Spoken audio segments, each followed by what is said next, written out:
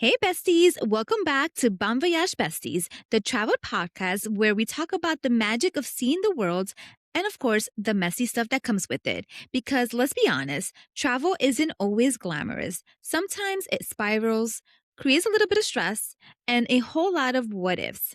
Today, Rachel and I are super excited to dive into travel anxiety. You know the feeling, the trip is booked, it suddenly feels real, and your brain goes into overdrive. I know for me, traveling is exciting, but it also makes me a little bit anxious, like the whole process behind it. So I am super excited for this particular episode because aside from the travel anxiety, you have the fear of flying, worrying that something's going to go wrong. Maybe you're stressed out about money, safety, packing, the planning process, or you might wonder, are you even going to enjoy this trip at all? So for many of us, the desire to travel is strong, but the anxiety can be real.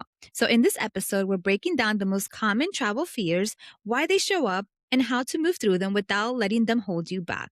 If you ever been excited to book a trip and immediately felt your stomach drop, this episode is for you, besties. So listen up. You're a great example because you're very open about having a fear of flying. But if someone looked at your socials, they'll be like, oh my God, you went to Japan. Like, how did you make it all the way to Japan and have a fear of flying? So I feel like sometimes people have a misconception that because you are traveling, you're fearless. I know for myself, even as an avid traveler, I'm not necessarily afraid of flying. The takeoff is perfectly fine. However, when it's time to land, I am legit like holding on to like my seat. So that part kind of freaks me out a little bit. I usually just like close my eyes and just wait for like the wheels to touch the ground. And then I'm like, okay, I made it safe and sound. But the process of like going to the airport, making sure I don't miss my flight until I'm not sitting down and that plane takes off, like I cannot relax. So for me, the fear of traveling comes more with anxiety, with the process of going to the airport. Like I said, the last thing I want, because I've been there where I've almost missed my flight because I've gotten there late. So I am that person. I will legit show up at the airport 3 hours before. I'm also that person who checks their passport like 20 times. I feel like I'm always opening and closing my bag for my passport because that is such a fear of mine is losing my passport, especially like if I'm going somewhere international, just like losing it at Newark Airport and then landing, say, in Paris or in Rome and realizing I did that whole flight and then being like, oh my God, I have no passport. I can't get in. I'm going to have to be sent back. They're going to turn me around. So I do that too. I'm always checking for my passport. And again, like with traveling, if you want to travel, but you have all this anxiety, just know that it's possible for you. And like you can travel with fear. That's part of being brave. It doesn't mean that you have to be courageous and pumped up all the time. So out of curiosity, Rosa, how does travel anxiety show up for you? I know you said that you have some airport anxiety going on. You're not the biggest fan of landing, but are there any other ways that travel anxiety crops up for you in particular? I think for me, the biggest thing is like the fear of the unknown. So this is why I have to like plan everything logistically. Like if I'm traveling to a new destination, like I want to know once I get to the airport, am I going to be taking an Uber? Am I going to be taking a taxi? I like to have those things already like arranged whenever I possibly can. Or if I am using like the public transportation system, like I want to know exactly like where I have to walk, like how long it's going to take me because the last thing I want for me to get to a destination and then I have to figure things out. So the logistic portions of things, I need to have it planned out because if I don't, then forget it. I am like a hot mess express.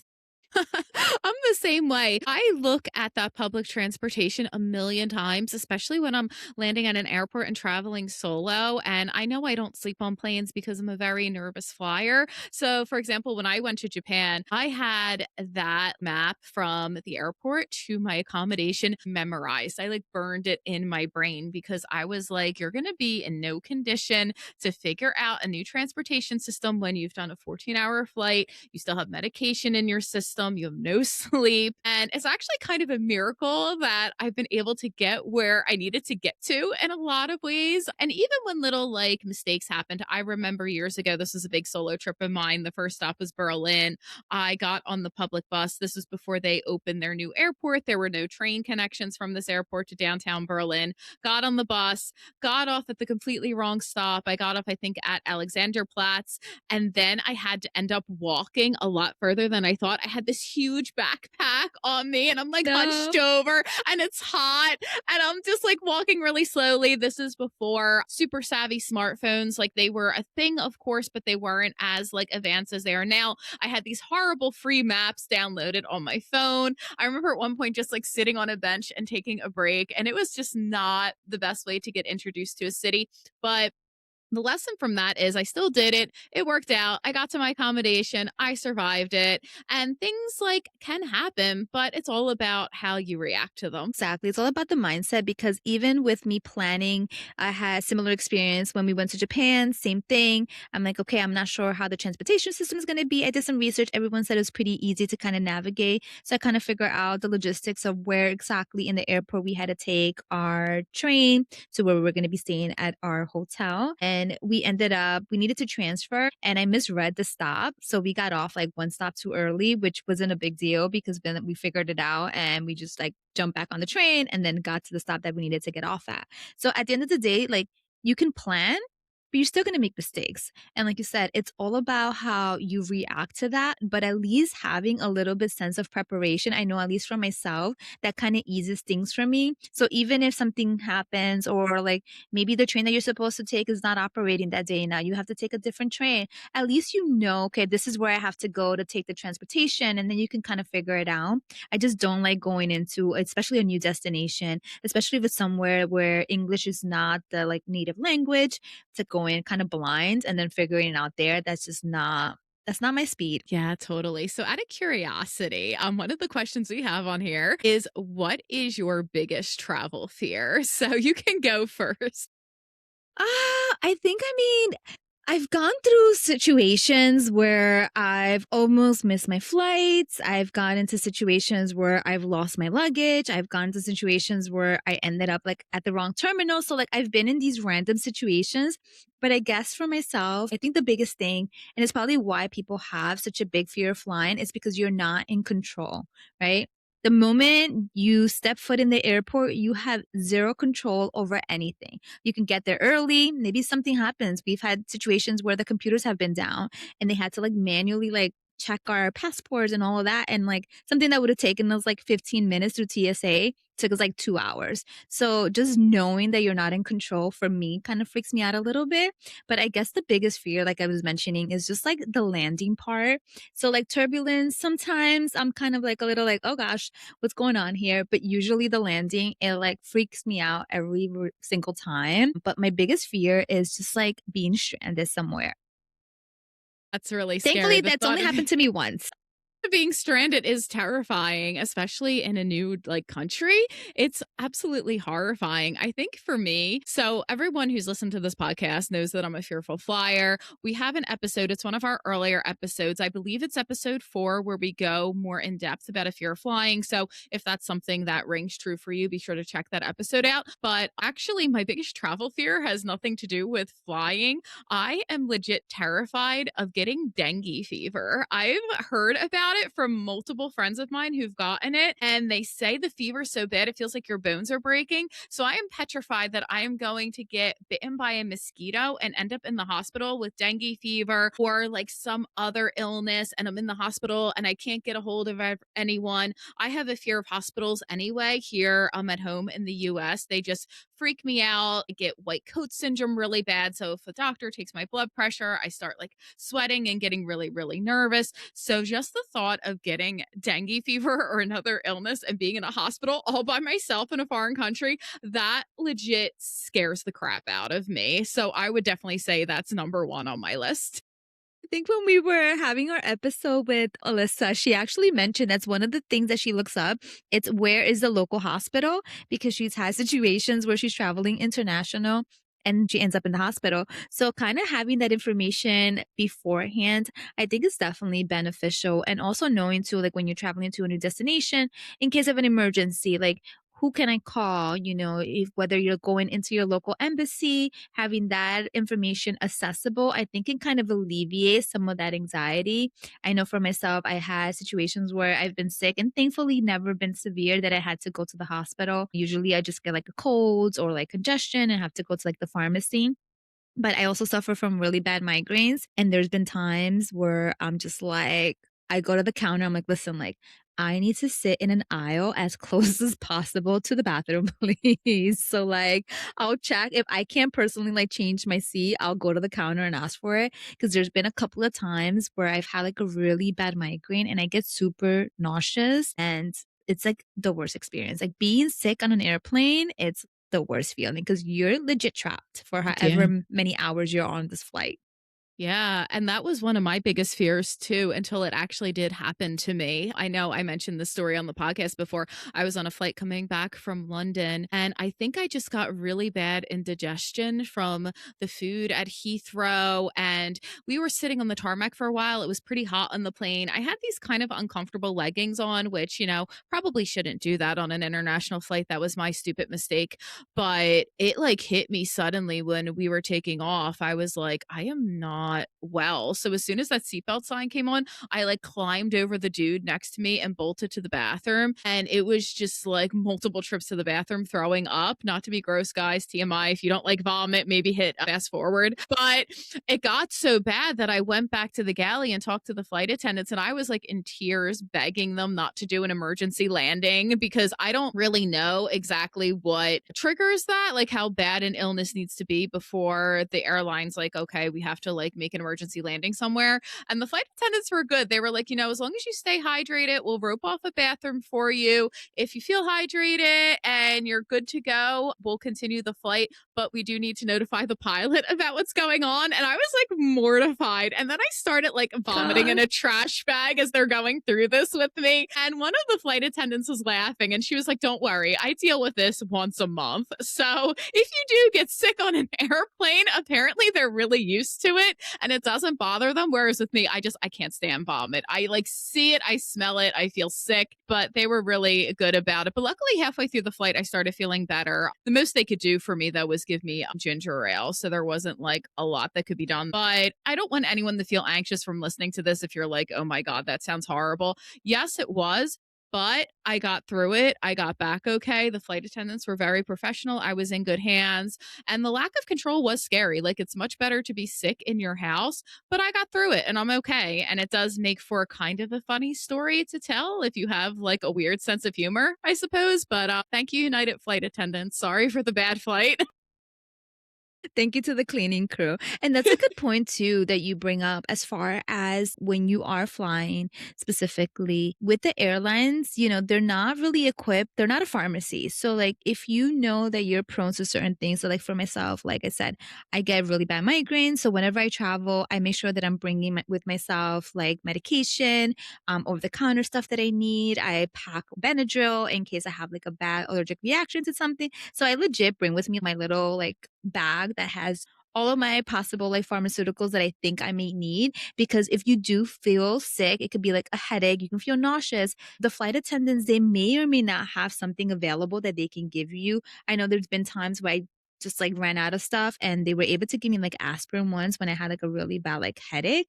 But that's not really what they're there for. They'll try to assist you as best as possible. But if you know you're prone to certain things, make sure that you are prepared because you can expect that the airline is going to be able to provide these items for you or have them readily accessible either.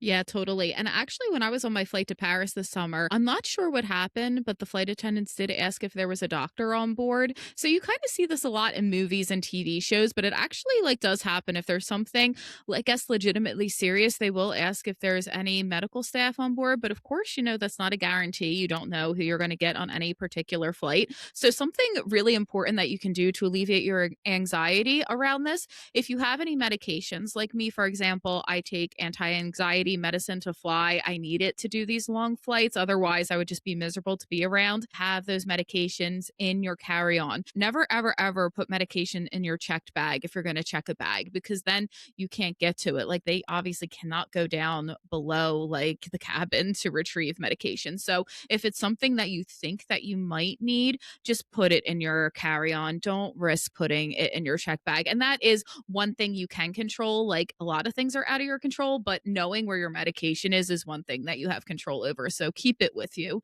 Don't don't check it. Exactly. And just like, be honest, like you said, just let the flight attendants know if you are feeling a little bit under the weather, whatever it might, doesn't hurt to kind of give them like a warning. And then that way they'll be able to kind of look out for you too throughout the flight. That's what they're there for. Like you said, they're used to seeing a lot of things on these flights. So just kind of being open and honest. I know when I get like really bad migraines, I feel like I'm like drunk because I'm so out of it. So like the last time, I think it was one time we were going to Colombia actually, and I had a really severe migraine and we had a layover in Bogota. And I was telling Michael, I was like, "Oh my god, like I look like I'm so like hungover," and I was afraid that they wouldn't let me on the plane because they probably thought that I was like drunk out of my mind. So I'm over here trying to like, do my like breathing exercise. So when I'm walking inside the airplane, I look like I'm like actually like put together. Meanwhile, inside I'm like physically like dying. But on the outside, I was like, I need to look presentable because I don't want them to think that maybe I'm like drunk or something when really I just have like a really bad migraine. It got to the one point that I just couldn't. I was just like sweating profusely. And I ended up telling the flight attendant, I was like, hey, just a heads up.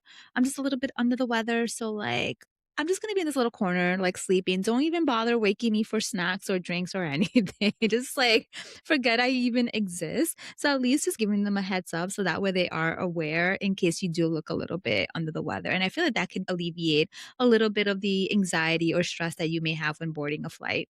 Definitely. And I'm all for talking to the flight attendants. Again, we go over the fear of flying in particular in more detail in another episode, but something that we do mention is please talk to the flight attendants if you need something or are struggling with something. They're more than happy to help you, especially if you're polite about it because I know flight attendants, they deal with some not so nice people. So if you're polite and gracious for their help, it goes a long way. I know it's definitely benefited me, but that whole like idea of a lack of control, do you ever find that you get anxious on other forms of transportation? Like, let's say it's a really long drive or a really long boat ride. Do any of those anxieties transfer over to those situations for you? Not for me necessarily. I mean, I know if we are on a, let's say if we're taking a drive somewhere and especially like it's like a private like taxi, sometimes I might be a little bit like weary because I don't know the person. So again, I try to do like my research and I try to book like transportation ahead of time or ask like friends for recommendation. So that would give me a little bit like more like peace of mind. I know one time I was traveling by myself and I booked like a taxi and we were kind of going through like a shortcut and I was like, where the hell is this guy like taking me? So for like a second, I was like a little bit like apprehensive and obviously everything turned out fine. So just like in that aspect sometimes, especially when traveling to like certain places within Europe where like you're driving like on the side of a mountain, like on a cliff, I just like look over and the people are like speeding like crazy, but they do this for a living. They know the location, they know the laws, they know those things. So I kind of feel a little bit at ease in that aspect. Normally, any type of anxiety I get primarily tends to be more in the airport. And also too, it's just like the whole process of getting somewhere. Because like if we have to take like a train or a boat, just the process of getting to that place, that's the only thing that freaks me out. But once I'm like on board a ship or whatever the case is, like I'm totally fine. What about you? Yeah, that's interesting. So with the car rides, like again, some of the windy roads, if I'm not the one driving, I feel okay. Like if I'm on a bus, like I know that the bus driver knows where they're going. And I totally get it. Like the statistics for getting killed in a car wreck and a plane crash are very different, but anxiety's like that, right? It's not like It's not logical logical. whatsoever. No, of course not. But with boats, it's funny because I've never had like really bad anxiety with boats. I'm really lucky that I don't get seasick. But I was looking up on my phone. I had to find the island. This was a couple years ago. My brother and I actually did a little boat ride to the island of Staffa, which is in Scotland. And there's a lot of puffins. It's really, really cute. There's a lot of really cool, like geological structures, but it's kind of, you have to take a boat ride from another island to get to it. And it's a small boat. So the day that we went, it happened to be really, really choppy. And our parents were with us. We were in a guided tour and we really wanted to do this boat ride. So we went off, the two of us, by ourselves. And my parents talked to the tour guide and they were like, well, the water's really choppy. Like, what do you think? And the tour guide told my parents, I wouldn't go on this boat ride actually in these Gosh. weather conditions. And my poor mom was like, what did I do? Did I just send my kids out into the My sea gosh. and they're going to get Like, flipped over? bye bye. Well, this boat ride, my love, I was bouncing around everywhere. But my brother and I, we were just like laughing, joking around. We were saying how Poseidon was angry at us. We thought it was so funny, but we Gosh. were like flying everywhere in these waves. And Staffa was absolutely beautiful. And we saw puffins. It was really cool. But that was like all like slippery and muddy too. And like, I'm glad I didn't break my ankle. I didn't have proper footwear. And then we had to take the boat back.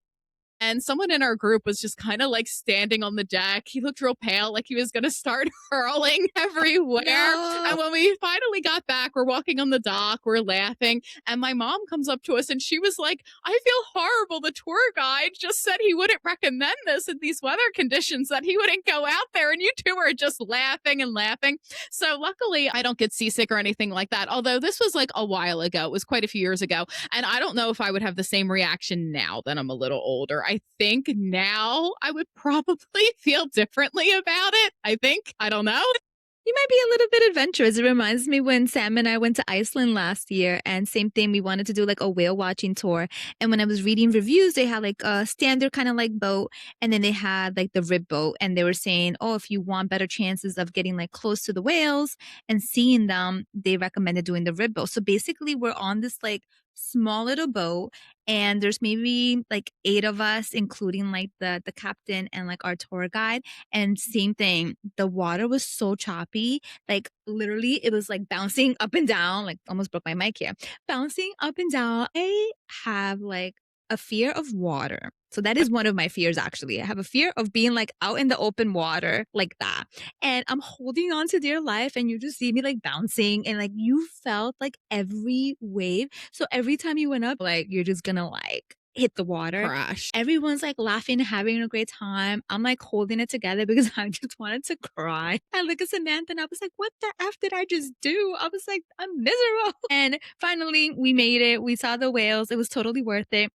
But at one point, we were waiting for, we saw the whale from like a further distance, and the whale was coming towards us. And Samantha gets really bad, like motion sickness. So all I see, her body just kind of like swaying. I'm looking at her. I was like, Samantha, you look like you're ready to like jump off this boat into the water. She was miserable. So that was freaking me out because I just wanted to like get back to land and just be like safe and sound, because I couldn't even like hold her like the way that we were sitting on this boat. You're legit just like on your seat, and she was like at an arm's length. So I couldn't even like reach over to her to like hold on to her or anything. So the whole ride, I'm like freaking out. And I'm like, this girl is just gonna like fly off this freaking boat, or she's just gonna throw up. So Yeah. so that could be one of my fears right there. It's just like being out in the open water.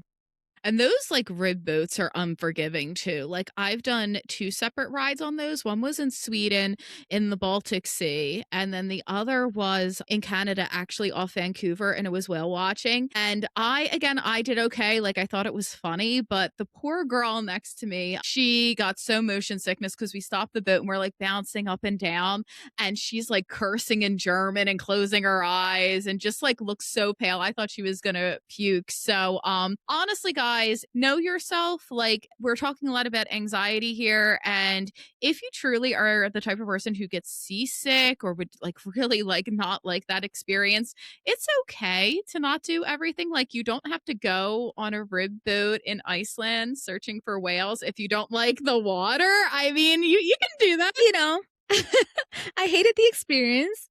I'm glad I did it. I would not do it again. And it is true. And it's crazy because I brought like medication, because same thing. I was like, I'm not sure whether or not I'm going to feel like motion sickness. And I even told Sam, I was like, oh, do you want to take it? But she didn't want to take it. So I took it and I was like, fine. However, for me, like, again, everyone else that was on this tour, they were having the time of their life because it felt like a roller coaster. I hate roller coasters. So for me, it was not fun. But when we saw the whales, it was so worth it. I just had to keep reminding myself, like, these people do this for a living. They're prepared.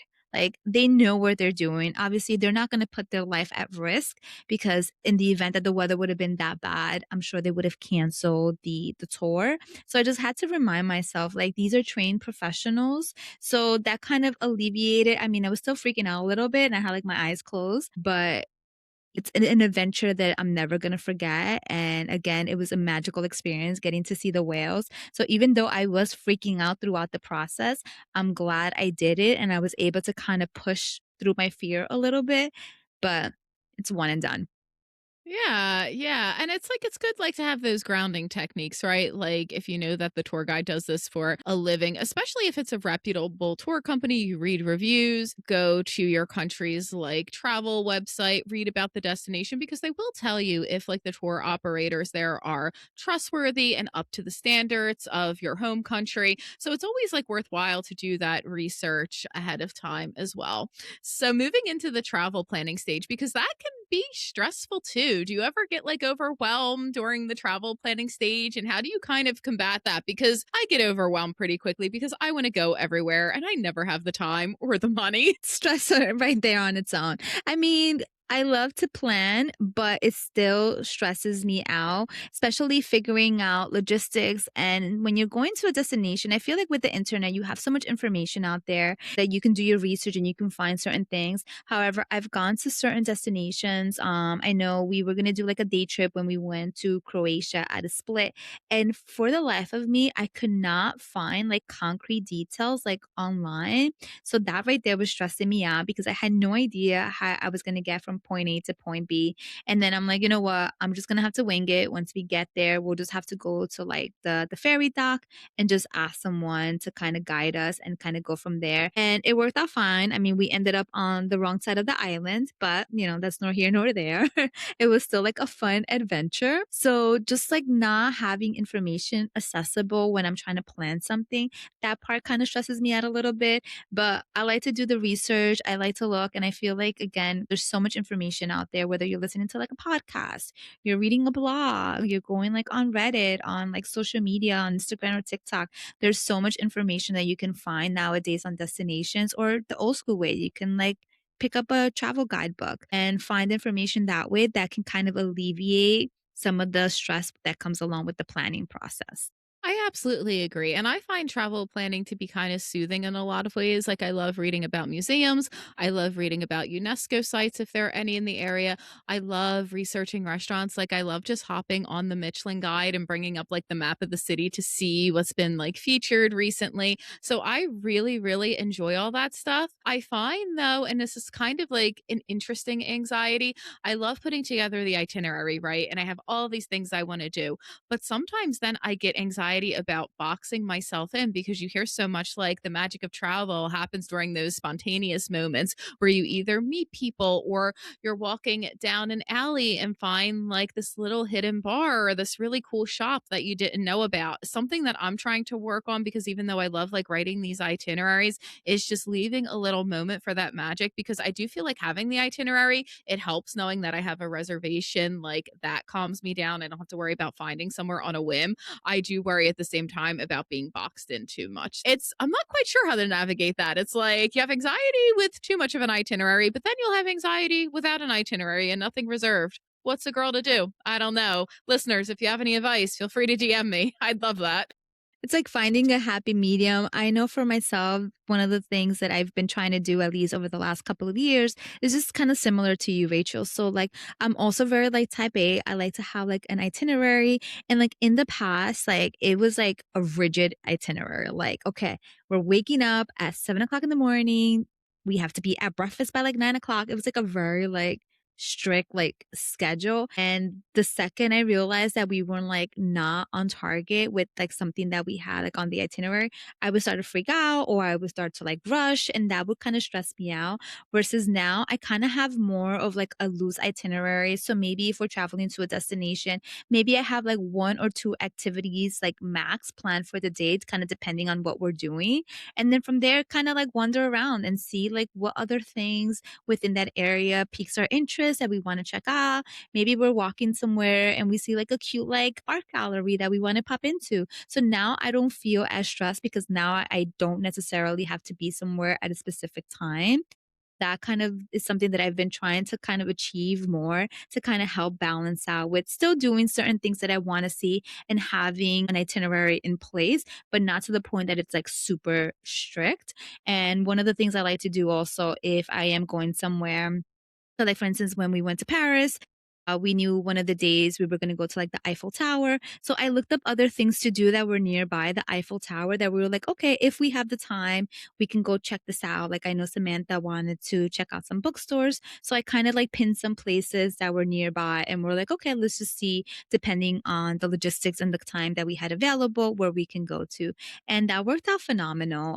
But I do like to have like at least like my restaurants reserved or at least know where I'm going to eat because the last thing I want to do is be hangry when I'm trying to like explore in a new destination. So that is one thing I am a little bit more strict on is kind of knowing where I want to eat. And then again, just kind of filling in my day as I go along. So that's something that I'm trying to strive to do a little bit more of and not be so rigid with like crazy itinerary like I used to be. Yeah, I totally get that. And I love what you said about like having those reservations. So it is really true, especially in peak season in places. If you want to go to a certain restaurant, it's really important to have reservations. And I know I personally feel calmer when I have them because, again, like you said, the last thing I want to do after a long day of sightseeing is walking around mindlessly, trying to find a place to eat, being hot, being tired. Maybe my feet are hurting and maybe I'm disagreeing with my friend on where to go. And it's just like a bad dynamic and a bad situation. So it really is good to have those reservations planned in advance. It does like take the edge off for sure. And I also like the idea of having like one activity booked and then seeing kind of what's around the area. I think that's something that contributes to people's anxiety, like using Paris as an example. It's a really huge city. So I think, unfortunately, what a lot of people try to do is see destinations in all these different neighborhoods and they're scattered around and you have to use the metro constantly and you're going back and forth across the city and you're not really taking the time to enjoy it. So it's a much better like planning strategy to just pick those one or two attractions, keep them in the same neighborhood and then kind of see what's around there and immerse yourself. You won't feel nearly as overwhelmed or stressed out because I hear that complaint a lot, especially about like visiting bigger cities. Like you just have to be strategic and smart, I think. Exactly. I mean, I used to kind of have the mindset that when I'm traveling to a new destination, like I was kind of wasting money, right? If I didn't like maximize my time there and see as much as possible, cram so many different things into like one day, I didn't feel like accomplished or like I got to see anything. But as I travel a little bit more frequent, I started to see that I was kind of getting like burnt out and I wasn't really like enjoying the destination as much as I wanted to. So that's when I kind of had to take a step back and I was like, no, we need to kind of like slow things down, be a little bit more like intentional with the destinations that we're picking. And again, just kind of slowing down and just like immersing ourselves in the destination because you never know like what you're going to find. Maybe you had your heart set on going to a specific restaurant, but maybe you could be a little bit more open. Maybe that place is close and you have other options within the neighborhood. So it's good to kind of have like one of the things that I like to do is like I have like a running list and I'll create like a Google map and on there I'll write like certain different restaurants. So if I am in a particular area and maybe we're hungry, we want to go to lunch, we didn't necessarily had a reservation, at least I can kind of look at my phone and see like, oh, these are some places that I kind of looked at ahead of time that I know I wanted to check out and then just kind of going from there. So I feel like that kind of alleviates a little bit. But again, it really depends on the type of person that you are. And the more that you travel, you can kind of learn a little bit more. Your travel style also changes with time because, again, I used to be very, very type A. Now it's like day and night. If you look at my itineraries from like 5 or 6 years ago versus now, it's like a drastic, drastic change. We all I don't change. have I don't have bathroom times designated on my itineraries anymore. That's so funny. It makes No, it feel like a field trip. no, legit. So, like, I remember we went to Disney and Sam was, like, younger at the time. So I even looked to see, like, okay, if we're gonna do this ride, there's a restroom here, so I gotta make sure we make a restroom. Like, who plans restroom stops throughout their time at Disney? But that was me. That's so funny. And then something else that you brought up, Rosa, that I think people have a lot of travel anxiety about is one of our favorite words, money. I mean, we talk about money a lot on this show and how, like me in particular, I tend to recklessly spend that money. But I do think there's also a lot of anxiety around like spending so much money on travel because, yeah, you can do travel affordably, but like no matter what, it costs money, right? I mean, I wish I could travel for free constantly. I would do nothing else. I'd probably be paying rent to Newark Airport if travel were free. But what's a good way to handle like the fear of spending money surrounding travel? Because I do think a lot of people get anxiety about that. I've had people approach me saying, I would really love to travel, but the thought of spending $1,000 on a plane ticket just really scares me, even though I can afford it.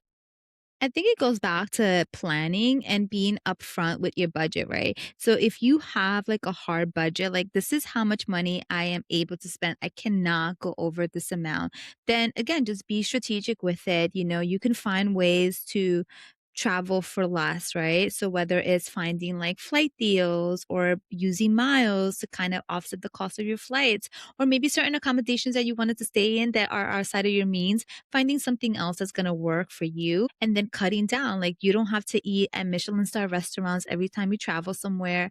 Maybe you can be a little bit more strategic. Maybe you're staying at a hotel that offers like free breakfast, making sure that you're up early. So at least that's one less expense that you have to worry about. So I think being honest with your budget, I always joke around and I say I have no budget, but in reality, I do set a budget whenever I travel.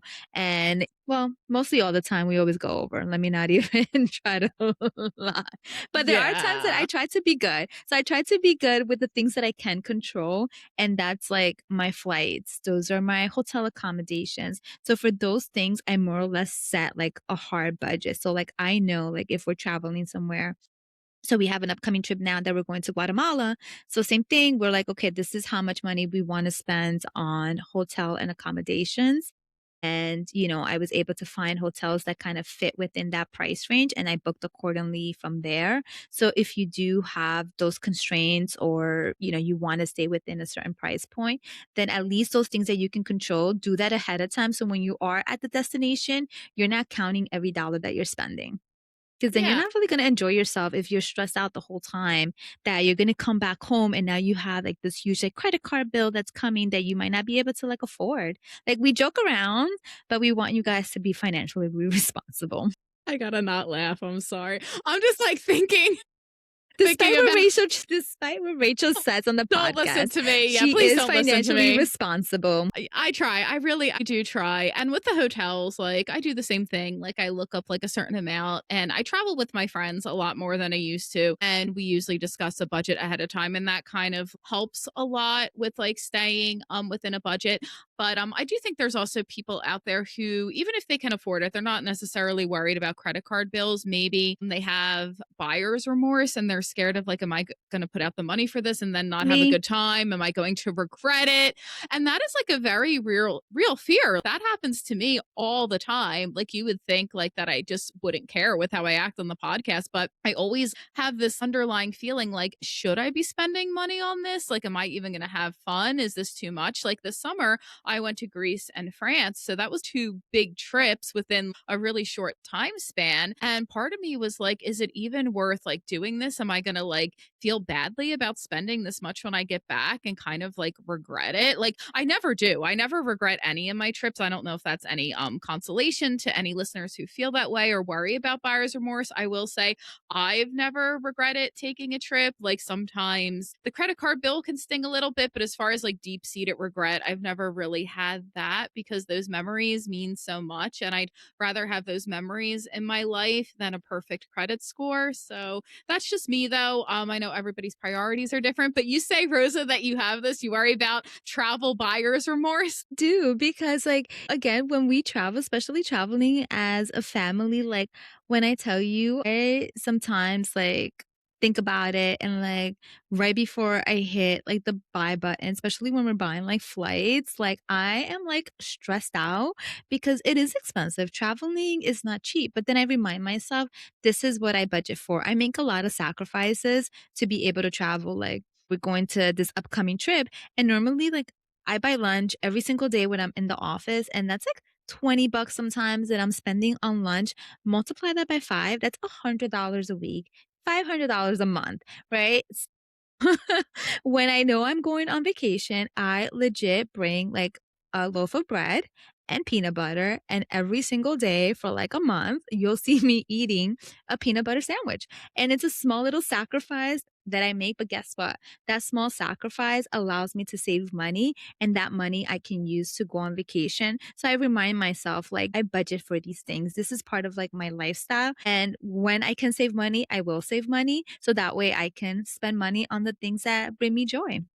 Yeah, absolutely. And I actually do the same thing. So, believe it or not, guys, I bring my lunch every single day to work. I meal prep on the weekend. I put these little lunches in my Tupperware, and I really don't ever buy lunch when I'm at work ever. So, that's like a big, chunk of money that I'm saving there in order to travel. But what you said really resonated with me about booking those tickets, because I think that happens to a lot of people when you're about to hit buy and you're like, am I really going to do this? I like check the date 50 million times because one of my fears like messing up the dates. Even though like I know United Airlines, like you can change things for free within 24 hours. Like if you pick the wrong date, it's really not that big of a deal.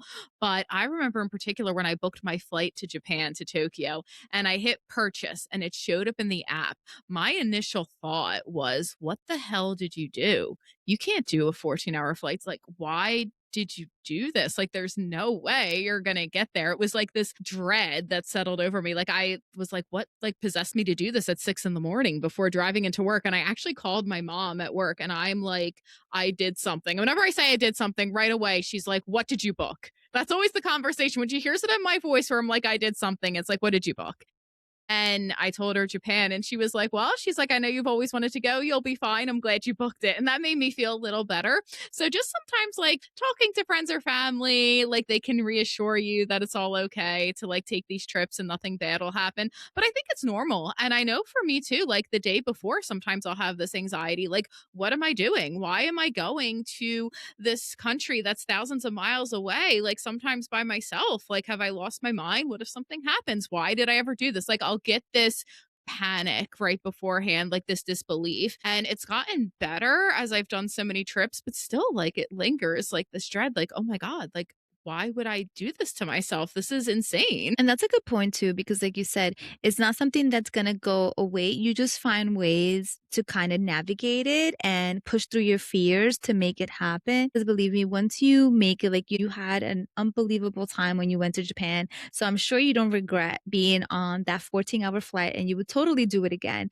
even if the thought of it overwhelms you. Do But it again. I think exactly, I think one of the things we always talk about is always starting small. So maybe you have a fear flight. Maybe you want to take like a short flight, find a buddy, to go with you. I know we talked about that in one of the episodes, is that that's a great way for you to get out there, explore. You have a little built-in friend going with you. So already that might give you a little bit more peace of mind and sense of security. I know when we had our episode with Brian, he mentioned how he was supposed to go on a trip and he ended up not going. He ended up having to like drive because he just could not get on the flight.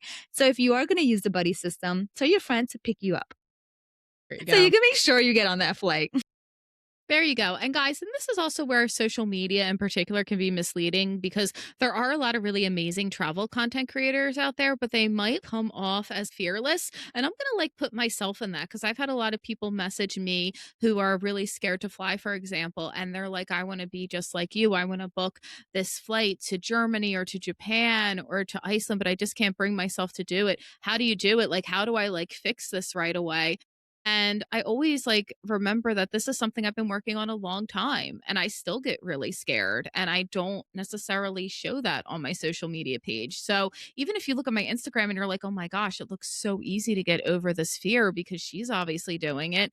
That's not true. It's takes like a long time and I'm still working on it. I'm still a major work in progress. And then another thing to tie into that, I know we talked a little bit about like getting like sick overseas. Are there any other like health anxieties that you face when traveling? Because I actually, believe it or not, guys, used to be a huge hypochondriac. Any little symptom, I would Google it. And of course, Google would be like, oh, yeah, you're going to like die of this. So I was always like terrified of getting any kind of sickness overseas, especially food poisoning, because I would read all these like horror stories. So do you have any like fears around like, your health when you travel and how do you handle those when they crop up? Yeah. I mean, my 2 biggest fears are just that, getting food poisoning. I remember when we were traveling to Thailand, I don't know why, I was just, like, really concerned. I was like, "Oh, I don't know, maybe I'm just gonna be, like, straight vegetarian," because I was reading stuff, like, online, and they were saying, like, all these different, like, types of food and people being, like, adventurous, like, you would go to the market and, like, eat crickets, and granted, like, the food in Thailand was, like, amazing, right? And you saw everything. So, yeah, you can be adventurous. Maybe you're eating frog legs or whatever the case may be. So, I was a little apprehensive when I went to Thailand and did not have one single bad experience. However, both times that I've gotten food poisoning have been in Europe. One was in Greece and one was in Portugal, 2 places that I didn't even in the back of my mind thought that I would be getting like food. That wasn't even like a concern of mine. So getting food poisoning when you're traveling is like one of it's horrific. That and my biggest fear, it's like falling and getting hurt that I might need to have like surgery or anything crazy and now I'm being like hospitalized and I have to stay overseas for a prolonged period of time. So I'm very like clumsy sometimes. And my balance is not the best. So I'm always afraid of like falling and getting hurt. Yeah, that's a really valid fear. Like, this is super embarrassing, but I fell down the stairs in the Barcelona metro on my second day and kind of hurt my ankle. Aw. I know. I shouldn't laugh. It hurt. It hurt really bad. And then, like, my ankle was hurting like all of that day. Luckily, it cleared up and I wasn't limping everywhere the next day. Like, it wasn't anything like that bad. But it was kinda scary because I was like, "What if I just, like, busted my ankle? What would I Yeah. do?" And, I mean, I guess really the only thing you can do is just make sure you have travel insurance because travel insurance will cover you if you're sent to a hospital overseas. Like, keep in mind, like, a lot of the healthcare systems in other countries, they're not going to cover tourists. So it's really important that you like have a travel insurance plan that has medical in it. And if you're going to do anything adventurous, like you're going off the grid, let's say you're going somewhere really remote in Canada, really remote in Iceland, say you're going to Mongolia, that's somewhere I actually really, really want to go. Make sure that you have medical insurance that covers like medical evacuation because that can cost hundreds of thousands of dollars. Like I've read stories about people having to be airlifted back to their home country, and you do not want to get the bill for that. I mean, I laugh and snicker at my credit card bills. I would not be laughing at that bill if I got it in the mail. It is like over 100 grand. Like that Yeah. is not, you don't want to have to pay that. So It make adds sure up you're really buying. easily. I had a friend of mine, they were in Dubai and they were out in the desert. They did like one of the camel experiences. And when she was getting off the camel, she like took the wrong step and she got hurt and she needed to be hospitalized because she hurt her hip. And she was there for like almost a month. So it was ridiculously, I don't even know what the final bill came out to, but it was ridiculously expensive. And then her husband, on top of that, obviously he wasn't going to leave her by herself while she was in the hospital. So he ended up staying over there. So that was like a month worth of work that he also had to miss, plus had to like pay for like accommodations like in Dubai. So it adds up really, really quickly. So I definitely do agree having like travel insurance. I know some credit cards, they might offer that, but they do kind of have like limited coverages.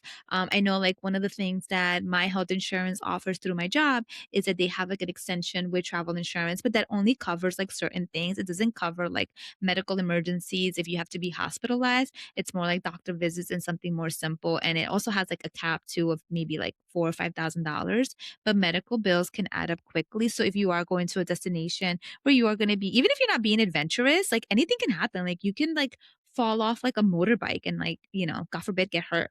So it's always good to kind of have that. So that'll ease a little bit of your anxiety as well. Yeah, definitely. And again, guys, it's all about like focusing on things you have control over. So you might not be able to control getting like severe food poisoning somewhere, but something you can control is reading the fine print and getting a good insurance policy. And just something to keep in mind with that too, if you are someone who wants to do adventure sports, like I did paragliding years ago, I talked about it on another episode. But for that trip, I made sure I had adventure insurance because that covered adventure sports. There are a lot of plans out there that will cover just like you falling and getting hurt. But if you're doing like an adventure activity, they won't cover it. So just make sure that you're reading the fine print. Again, it's something you have control over. So I think really with travel anxiety, it's about realizing that anything can happen and accepting that, because anything can happen at home too. Like I could walk outside and get hit by a car, like the way New Jersey is with pedestrians. I mean, I wouldn't be surprised if I got nailed by a car around here. So you never know. Things can happen like at home too. So just focus on what you have control over, getting the good travel insurance policy, making sure you have an emergency contact, letting your embassy know that you'll be traveling. I know in the US we have the STEP program and it notifies the embassy of the dates that you're traveling. And if there's something you need to know, they'll tell you. And that's like another form of reassurance that's well within your control. So just focus on those things, because if you focus on the things that are out of your control, it really makes your anxiety spiral without a doubt. But also too, like I was gonna say, listen to your instincts. So I know we talk about, pushing yourself outside of your comfort zone, doing something, being adventurous, trying something new. But if you know this is something like completely outside of your realm and your gut is telling you not to do it, it's okay not to do it. Like don't feel like when you're traveling somewhere, like you have to try something new all the time. It's okay to let fear kind of take over a little bit. I know there's been times that I've done certain like adventurous things and like in the midst of it I'm just like, yeah, this is not for me, and I'll like chicken out, and I'm completely fine by it. Like I have no shame in saying that I've backed out of several things because the fear has just gotten like the best of me. I know when we went to Peru, we went to this place called Huacachina, and one of the things that you do is like you're sandboarding down the sand dunes. I took one look down and I was like, no, this is not going to happen. And my tour guide was like, well, your daughter just went. I'm like, well, good for her. She's fearless and adventurous. That is not me. Like, put me back in the doom buggy and just like take me down. And we had a great time and like we joked about it. But the fear was just like so intense that I just couldn't push past it. And one of the people that was in our group, when she was like soundboarding down, like she kind of took like a wrong turn and she kind of like messed up her ankle a little bit. And I was like, that could have been me. So like sometimes it is okay not to be balls to the walls crazy. So Yeah, absolutely. Because like something similar happened to me years ago where this was on my trip to Canada. We stopped at like this lake, I guess. Kind of. It was really small, more like a pond, really. And it had like a high cliff where you would jump off the cliff and into the lake. So people were doing backflips off this cliff and like flying. And there are like jagged rocks everywhere. So I opted out and said no. And another person in the group said no. And the other person who said no was a nurse. And she looked at me and she's like, yeah, I'm not doing this. I've worked in a hospital too long. And that was one of the few times where I was just like, I am not a skilled diver. Like, I jumped too close to this cliff, I could die. I could hit my head really hard and it would be like death. So that was one instance where I definitely took a step back. And you make a good point too about trusting your gut. So just to like clarify, like with travel anxiety, we're not really talking about like your instinct where you get like that fear that something is wrong. And I think it's really valuable to listen to that, especially like as women, if like your gut is telling you this is a bad situation, you need to leave, you need to get out. It's really important to listen to that because like as a solo traveler, I won't go into details on the show, but there are some situations I've gotten into where if I would have listened to my gut, it would have been a lot better. And there's probably some really, really bad situations I'd avoid it by listening to my gut. So if you feel the alarm bells going off, like take a step back, because I do feel like there's something to be said about your body trying to warn you about something that could be really, really, really bad. exactly. And like anxiety is real. And sometimes like you don't know what the root of the issue can necessarily be. So again, for me, like not being in control of the situation, that alone just kind of makes me feel a little bit powerless. So I try to control the things that I can control. And I also think about the things that I can't control that are outside of my control. I just have to like remind myself, like if I'm on a plane, like the pilot, he's skilled. He does this for a living. He has the proper training. Like I'm able to kind of relinquish that control and go like at ease. But whenever possible, certain things that I can do to kind of alleviate that. So kind of understanding too what could be the root of your anxiety and trying to control that as best as possible will kind of make it for smoother, whether it is the travel, whether when you're at the destination, maybe you just have a fear of you're just more introverted and just socializing, just the thought of having to be by yourself in a country where you have to speak to people, maybe you don't speak the language, maybe that stresses you out. So maybe take like little steps back home to help you get to that point, you know? Maybe you might want to do like a small group tour back home by yourself. So now you're acclimating to being around new people and pushing yourself outside of that comfort zone. So maybe kind of also figuring out what these stressors are and maybe the underlying root of your anxiety or what's causing you the stress level to help mitigate that too. It'll make it so much easier when you are at a different destination. Yeah, absolutely. And I think there's a lot to be said for coping strategies, right? Like there are some really good like coping strategies that Don't you use could use. minds, which is just like suppress, suppress, suppress.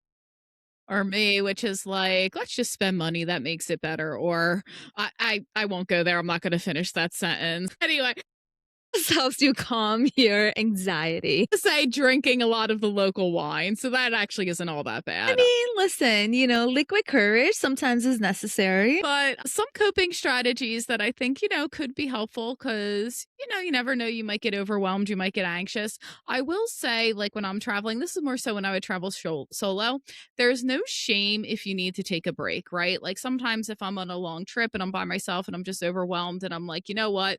I cannot be bothered figuring this out right now. I'm just going to go back to my accommodation. Fire up my laptop, watch some bad TV, and have an early night. That is like totally fine to do. There's no shame in that. You can absolutely take a break. So give yourself permission when you're traveling to take a break if needed. And this can extend to dining solo as well. When I was in Osaka and went to see the botanical gardens at night because Team Labs has this really like cool thing where like the gardens are all lit up. It's really, really cool. But the area, I didn't know the neighborhood all that well. I hadn't eaten all day. It was like 10 p.m. I didn't feel like finding a place to eat. I was exhausted. I went to McDonald's and McDonald's was fantastic in Japan. I had a samurai burger. It was quiet, it was familiar. You had people doing their homework and studying. And then I went back and had an early night and it was just what I needed because at this point it was like 2 weeks into my trip and I was just like, I cannot be bothered figuring out dinner right now. I am going to go somewhere that I know I'm guaranteed to get food. Like you don't need a reservation to go to McDonald's. And it was nice. It was just like the reset I needed. So, one coping strategy I always recommend is give yourself grace, give yourself permission to take a step back and not feel guilty about it because sure, you may have that nagging guilt like, oh, I spent so much money to be here. Why am I wasting my time? But it's not time wasted because if you take that break when you're feeling it, you're not going to have like a meltdown later on that could be worse. So that's a coping strategy I would suggest. Do you have any other suggestions? I mean, I agree with you with giving yourself some grace because sometimes we forget how much we accomplished. Like, you're going to a new destination. Maybe you just figure out how to navigate the public transportation. That right there could be a challenge on its own in certain destinations. So, like, realizing like how much you have accomplished and being okay when slowing down when you need to and listening to your body, I think is important too. Like, don't push yourself too much. And I think it goes back to what we mentioned earlier with kind of being a little bit more flexible with your itinerary because the last thing you want to do is kind of burn yourself out and you're coming back from the trip. It's not going to be as enjoyable as you would have wanted it to be if you're just like overwhelmed, you're just like stressed out. It's not going to be fun. And it's going to probably deter you from wanting to go on another trip soon because you're just going to be thinking about how overwhelmed you were throughout that prior trip. So just kind of slowing down when you need to. And like you said, there's no shame with that either. So just give yourself some grace and give yourself some props too when you've accomplished something. So because you got it, girl. You got it. We believe in you. All right. So, do you want to do something a little different with the rapid fire round? We're going to ask a question and then we're going to ask if it stresses us out.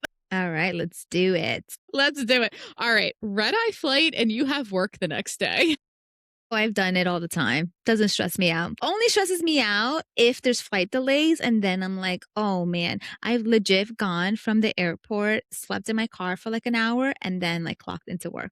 You are brave. I would never do this. This gives me such anxiety. I cannot imagine doing a red eye and then talking to a classroom full of kids. Like they would notice right away that there was something really wrong with me. So this stresses me out to the max and I will avoid it by whatever means necessary. I No, would do the rib boat ride every day of the week before I do that. no, it doesn't stress me out just because, like, for me, I have limited amount of PTO, and I just find it for myself, like, a personal ways to take, like, an extra day off just to kinda decompress and be at home, and sometimes I get FOMO, so, like, when I went to Utah for a conference, they were gonna go to the Salt Lake, and I really, really wanted to do the day trip, so I was like, "You know what? I'm just going to book, like, the latest possible flight so I know that I can make it," because the tour was gonna end and bring us back to Salt Lake, like, around 6 o'clock. So I needed to make sure I had enough time to get to the airport, so I booked, like, the last flight leaving out of Salt Lake, landing into Newark, and I got into Newark Airport, like, around 6 something in the morning, and again, drove to work. I, like, sat in my car for, like, about an hour, and usually I don't start till 9 o'clock, but I was, like, still, like, up, and I ended up going into the office, like, at 8 o'clock in the morning, and I was fine. Like, I pushed through it, and in my mind, I was like, "You know what? It's a 5-day work week. Saturday, I could sleep then." I guess my mind just works a little bit different. You are so brave. Okay, so does this stress you out? Getting food poisoning abroad. I think we talked Yeah, about this. Yes. that's Food the poisoning is worst. hell. It stresses me out here. I hate Yeah. food poisoning. Even if I'm here in my apartment and have food poisoning, like, no, thank you. That's going to stress me out. That's disgusting. Yeah, no, like, I'll pass, like, I'd rather have sunburn, like, I'll do the ribbo again, but food poisoning, no thank you. Not to be, like, disgusting, but, like, with food poisoning, you just never know what's gonna happen, so, No, I will do paragliding again before I deal with that. yeah, it's not fun. Flight delay with absolutely no updates, is that gonna stress you out, or are you gonna be calm about it? Gosh, so this actually pisses me off. I get very frustrated when there's no communication. So, I think we did talk about this maybe in our fear of flying episode, or it might have been the episode I think with Shane. with Shane. Yeah, it was Shane about how like it's good to like communicate with your passengers. So if you're interested about like what a pilot's life is like, definitely check that out. But he talks about like how communication is key. And if there's just like no update and I'm just like sitting at the gate for hours and I see the gate agents chatting away, having a laugh, ignoring everyone. I know it's not their fault, but it's infuriating. I hate it. I get so angry. This happened to me on Easter Sunday coming back from Florida to New Jersey because Newark was doing, what was it, like repairs on one of the runways or something. But there was like no update. And we were sitting there for like 5 hours and there's no lounges in this airport. First world problems. I'm such a brat. Oh my gosh. I'm sorry, guys. It was painful and there was no communication. And even you could tell, like, the pilot and like the crew, they were starting to just get very frustrated.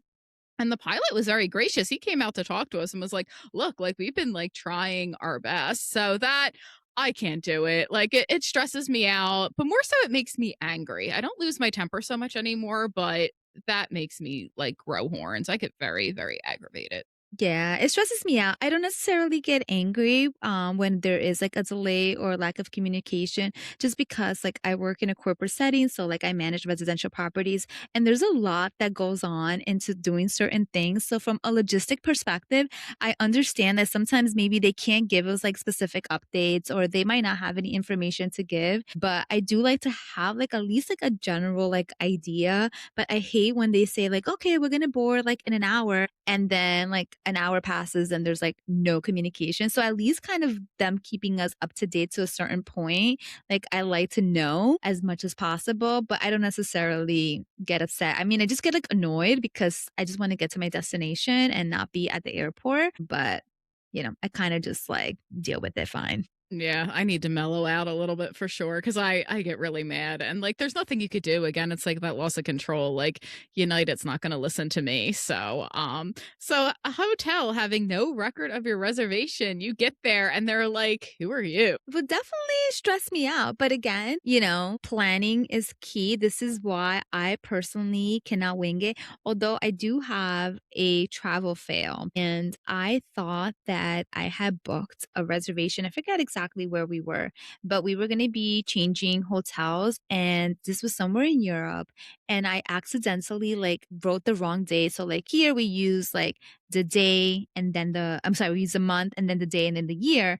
And in Europe is the day, month, and then year. So I kind of like messed up the dates. So when I'm like confirming because I wanted to figure out like the transportation and like book the taxi, I realized that I had booked the hotel for the wrong date. So I was like freaking out internally. And then the worst part is that I didn't tell Michael and Samantha anything. And then I ended up to this day they still don't know. So if they listen to this podcast, I'm like ratting myself out. So Surprise! so then I ended up booking like a hotel like the night before. I'm like stressed out, like freaking out. We're like in the hotel room and I'm making the reservation and everything worked out fine. But then we get to the hotel and Mike and Samantha were like, oh, this doesn't look like the picture. Dang. And I was like, oh yeah, that was like a last minute thing. My gosh, I was that's like, oh yeah, so I changed the funny. hotel like last minute. So I didn't even like own it and even tell them that I like screwed up and like last minute I was like stressed out trying to find this like a hotel.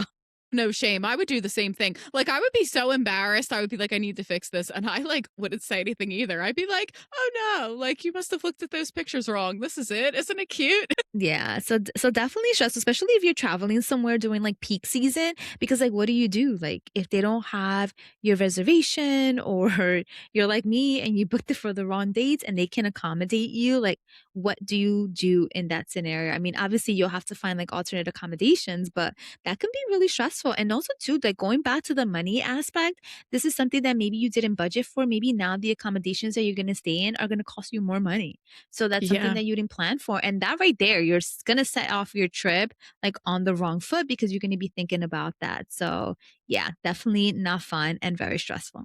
Yeah, that's terrifying. Like, I think I would be okay if it was a huge city. So when we got our flight canceled in Madrid, we had to like change hotels. But there was like a million hotels in Madrid. Like you could just kind of deal with it. But I can't imagine, like, say, like in a small town and there's maybe two hotels. Like, what do you do? Like the thought is like it makes me break out in a cold sweat. That's terrifying. No, I'm telling you, I've made so many like mistakes in all of my years of traveling. And I joke around because, like, in every trip, I always do something wrong. I mean, I've gone to places where I put like the Uber and like we go to check in. I think this is when we went to Washington, D.C. We arrive at the place and they're like, oh, no, we don't have your reservation. I was like, what do you mean? This is my confirmation. They're like, oh, yeah, no, you're at the wrong hotel. Like, whoops. Don't It's worry, my time to go to the guys. right place. So, like, this is like the biggest takeaway that I want our listeners to take from our episodes. It's like travel is going to be messy. Doesn't matter how many times you do it, doesn't matter how much you prepare for it. Something's going to go wrong, but you just have to deal with it. Hopefully, laugh it off. Hopefully, it's not anything that's like, detrimental to your health or like really like financially to the point that now you're just like legit broke when you come back home. But travel, it's going to push you outside of your comfort zone sometimes and it's going to put you in situations that you're just going to have to like laugh it off because you're going to realize that you're not in control. But guess what? You're still going to have an amazing time. It's going to make you a stronger individual because you're going to look back at these experiences and you're going to be like, oh, I did that. I figured that out. I navigated a new city. So, like, just take the leap, just do it. I know you're going to be afraid sometimes, especially the unknown, but trust me, it is totally worth it in the end. Yeah, it is so totally worth it. And at the end of the day, honestly, 9 times out of 10, the things that you stress over, 1, don't happen at all. So, like, there's always the possibility of that. But then if they do, know that you'll get out of it okay. I mean, Rosa and I have had some experiences, and I laugh about them now, but I'm here. I'm okay. I'm fine. So at the end of the day, like, was it that bad? Not really. And I have all these really great memories. So if anything else, just go in with the knowledge that you're going to be okay. Like, obviously, I'm not going to like give you a written guarantee, but that's life, right? Like anything can happen anywhere, at any day, at any time. And the experiences are going to be so worth it. You're really going to like have incredible memories, meet new friends, see things that you've read about in books, try new food. Like it really is worth every penny and it is worth the stress. And I promise you, you'll be okay. If you're nervous about travel, reach out to Rosa and I will give you a little pep talk. We're here to help you. And yeah, that's, I think, pretty much like a wrap. Was there anything else that you wanted to touch on before we close out? No, I mean, I think we kind of cover a lot of these things. Again, just like being prepared as best as possible. Like, if you're afraid of the travel experience, whether it's being on the plane, maybe you want to watch like some online videos and kind of understand. Maybe this is the first flight that you're taking and you're afraid because you don't know, the noises that a plane makes. You become familiar with that. There's so many different like videos that you can watch, the different programs that you can kind of participate in as well that can kind of give you a little bit more guidance. I know when we had Brian on the show, he has like the fear of flying, like the flashcards. So that could be something handy. Now you understand the different sounds. You understand that, okay, when you're traveling to a new destination, you have to go to customs. You might have to speak to like an immigration officer. Maybe these things you don't know because you've never traveled. So just doing a little bit of research so that you are prepared. And then again, just like if something does go wrong, you're just gonna have to figure it out and, just deal with it and make the best out of your trip. And it's okay to cry because I've done that multiple times during a trip when things go south. I just sit there, I pout and cry, and then I like, okay, let me get my shit together because I need to find the solution. And we solve the problem, and I forget it even happened, and I go about my trip. Yeah, I've cried, I've lost my temper. Gone through all of the feelings, but again, it's always so worth it. One last thing that's in your control, do your research. I do think doing research, whether it's like a fear of flying and you want to study about the plane more, or if you want to do more research about the destination, come up with an itinerary, do your research about various tour operators, travel insurance. That's something that's within your control, right? You could do all that research ahead of time and it is empowering and it will make your trip a lot better. The more research, the better is what I always say. And you'll have an amazing time. Don't let anxiety stop you from seeing the world because I know if I did, my life would look a lot different. And I don't think it would be better, to be honest with you. Maybe I'd have more money, but I don't think it would look better. It was well worth going on all those trips. So that I wraps up. agree. Yay! Yeah, we're all about taking the trip. It's like, why be stressed in New Jersey when you can be stressed in a beach somewhere? Yeah, I agree. I'd rather be stressed out in Crete. Hey, my love. So that concludes this episode of Bon Voyage Besties. So if there's one thing that we hope you take away from this conversation, it's that travel anxiety is common. You may not see it on social media, but even Rosa and I have our moments and we've been traveling quite a while. And it doesn't mean that you're a bad traveler or you're not meant to explore the world. It just means coming up with coping strategies to handle it and not let you hold it back. So we hope that in today's episodes, by talking about these fears and laughing at some of our own mistakes, that you feel encouraged to at least get out there and see the world a little bit. And if you have any specific questions or concerns, you're always welcome to reach out to us. Our social media handle is Bon Voyage Besties. You can find us on YouTube, Instagram, TikTok, all of the things. And we look forward to hearing from you. And we wish you many, many happy travels and stay smart, stay safe, and we'll see you in the next one. Catch you in the next episode. Adios. Bye. Take care. Bon voyage.